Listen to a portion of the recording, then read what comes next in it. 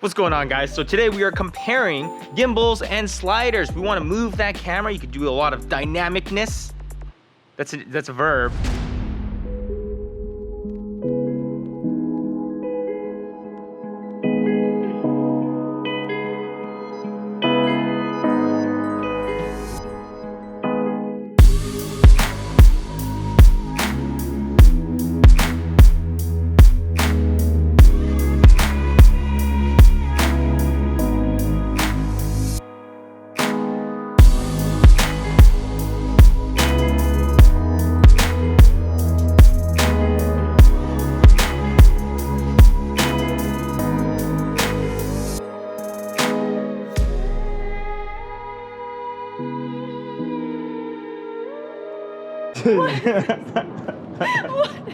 No!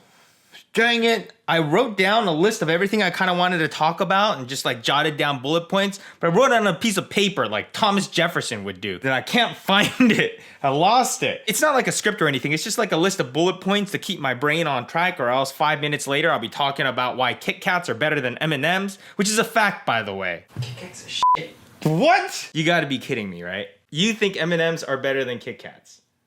Yeah, man, totally. That negativity will never be back on this channel. We're gonna shoo him away. Milk Get away from chocolate here. sucks. I believe everyone should have their own opinions and stuff, but sometimes they're just wrong. This is exactly why I need a list, okay? You see how fast I got off track? So sliders or gimbals, you know, sometimes you just want to move that camera. It's pretty common practice in the filmmaking world to not overuse motion. You really want to use the motion to really tell part of the story or accentuate a portion. If someone's about to say something really dramatic or they're feeling something really deep, you could do like a slow push in. So yeah, there's that aspect of it, but sometimes you just film something that's really lame and then you just add a little bit of motion. It's like, oh, gimbals especially has completely wiped out the internet with excitement over the last few years just because of how cool and technologically advanced they are and smooth your footage look. And people are kind of getting this mentality of, oh, well, if you have a gimbal, why would you need a slider? Kind of makes sense. You know, you can move it side to side and it just gets all the same shots the slider can get, but not quite. Just because you get a gimbal does not mean you could just forget about that slider. Now, here's my personal rule of thumb. If the shot I'm trying to get can be achieved on a slider, then I will always shoot it on the slider. First of all, sliders are super flexible when it comes to payload and balance. For example, I have a mid-size Rhino Slider Evo, and that one slider can literally go from shooting a phone to a mirrorless to a DSLR to a cinema camera. I have one short set of rods that are in carbon fiber, which I want to use if I'm traveling because it's very lightweight, and then I have a longer set of rails for heavier camera setups. And also, you don't have to rebalance it constantly. You could touch the camera so you can rack focus on it. You can switch it out to a bigger battery, slap on a different lens, and you don't have to touch or rebalance much. Opposed to like a gimbal where there's a gimbal for phones and then a gimbal for small mirrorless cameras and a gimbal for large DSLRs and then a gimbal for cinema cameras. Every time you upgrade your camera, if it's a different size and weight class, then you're gonna have to upgrade that gimbal as well. And you know, if you have a zoom lens that goes whoop every single time you zoom in, that's not gonna be too much of an issue on a slider, but on a gimbal, you take off the lens cap and then everything's off balance. If you're doing a shoot on a gimbal, you just have to make sure you have that time allocated to every time you switch out a lens. You have to kind of rebalance everything. Another reason why I prefer a slider is the precision you get out of it. Now, gimbals are definitely smooth,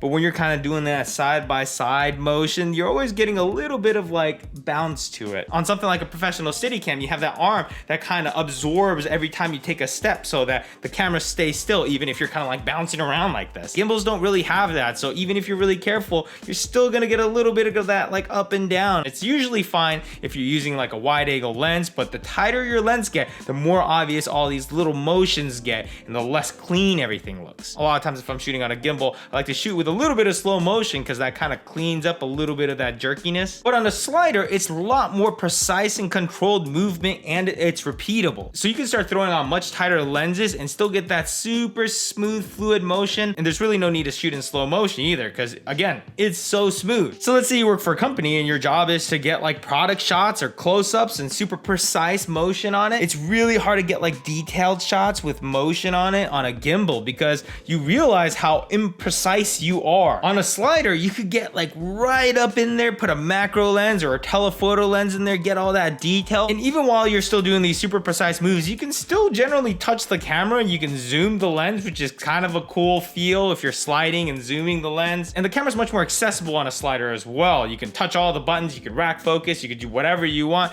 If you have it on a gimbal, it's always like weird to like touch it and it's kind of bouncing around and you're trying to change like some settings. Definitely helps if you can control the camera wirelessly. And this one is major. If you have a heavy camera, this slider will save your back. Do not underestimate a whole day shoot with a gimbal. Those things are so heavy. They're awkward to hold too. It's not like a steady cam where all the weight is supported on your waist and back. It's like you're holding it out here at the worst possible angle. And yeah, you could get like a ready rig where you have two bars come out and that kind of help support. And those definitely help a whole lot if you're doing a big long take, but it's still so much easier to just be on a slider, just like pushing it back and forth. You know, I've had people request gimbals for a shoot to film like a sit down interview. That's like a 45-minute interview. And I'm like, why? It does not make any sense. Just use a slider for that. Another thing that's awesome is that a lot of these sliders now are becoming automated. On my Rhino slider, I have an arc and a motion on there. So I literally just program in the settings and then I'm done. I just wait. I just let it do all the work for me. I even did one shoot where I took this camera, threw it on a Rhino slider, programmed in everything, and then ran over and used the gimbal to get a second camera angle. So with me alone, I was operating two cameras that was moving. Yeah, but there's this thing called the Airy Trinity that I'm not gonna lie, I really want to try out one day. It's a steady cam with a gimbal on the head, so you could do like jib motion. I mean, that would be very cool because then you're getting a lot of the benefits of the gimbal, but then at the same time, it's on a steady cam. I do not want to know how much this thing costs.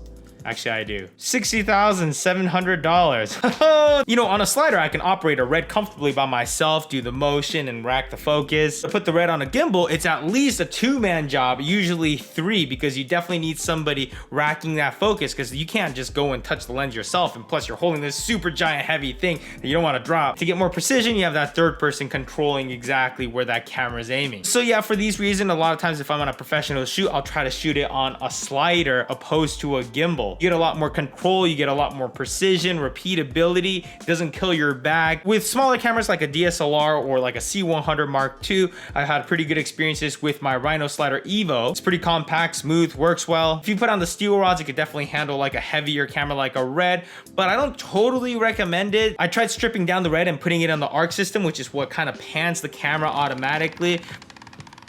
But the camera's a little bit heavy. They say it's like a 10-pound payload. And if you're interested in a Rhino slider, use the link in the description because then it's a win-win-win situation. You get 10% off, I get a little kickback, and Rhino slider gets to sell you a couple rods of metal for hundreds of dollars. But a lot of times if I'm shooting on a bigger project, I'll go out and rent a Dana dolly, which is like a bigger version of it. I like Dana dollies because they're a little bit more heavier duty. And I also love the fact that you can throw on pretty much any tripod head on there. But of course, it's much heavier, much bigger, and you usually need a team of people to assemble it and move it. And if you're interested in gimbals, my current favorites are for phones, probably the Movi Cinema Robot. For DSLRs and mirrorless cameras, I hear a lot of good things about the Ronin-s. I haven't used it myself yet, but everyone says it's really awesome. And probably the FreeFly Movi Pro for like the big cameras. But this Airy Trinity though, I want it. Now don't get me wrong, I absolutely love gimbals and they open up so many new possibilities, but at the same time, they're not replacing sliders. But I got this slider automated, so let's read some comments from the slider cam. And that looks so cool. Real quick, just put some dramatic music and I'm just gonna look at my phone, watch this. I mean, how dramatic is that? All right, my last video was about the GoPro rig, this thing right here. I'm actually using this to record audio right now. Maddie says, haha, I deeply apologize for nerfing you, sorry. This only has one shot. I'm being hit in the nuts and everything. Yeah, right, Maddie. He was having the best time of his life right there. Camera Conspiracy says, damn, that was some stable footage. It all went to hell in low light, but it was glorious while it lasted. Yep, this thing is not a terrible option for vlogging anymore. By the way, do you guys know who Camera Conspiracies is? If you don't, go check out his channel and you'll either go there and be like, what the hell? This is so weird. Who is this dude? Or you might like it and subscribe. So go check him out. Please do a video with Huawei's Mate 20 Pro. Done. It's coming in the mail, I think today or tomorrow. I don't know. Probably you'll never read this, but you're my hero, man. Well, first of all, I'm reading it, and thank you, Tevenet. You look like a lovely person. Fuck yeah, I am. The Sony X3000 is still a better choice for vlogging, question mark. Go ask Camera Conspiracies. I'm pretty sure that's what he shoots on. What does Theater think about this? As Maddie told him he's hanging out with Potato Jet? Okay, real quick, let's just not say anything he doesn't know about Maddie and I's relationship. Let's just keep it on the DL. JV Santiago wants to know what music was playing at 11:33. I actually get all my music from Epidemic Sounds, so go check them out. Link in description for a free trial if you want to try them out. They're probably one of the best music libraries I found for YouTube, and they're not too expensive. But yeah, if you want to go check them out, you can download all their songs and then use them. And as long as you upload the video while you're on the free trial, they'll never take it down. It's yours forever to use on that video. Nathan Cruddy says, I unsubscribed. No, you didn't. Did you really? Oh, crap.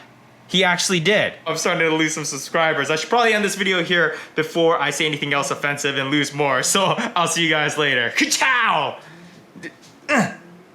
How do you end the frickin'...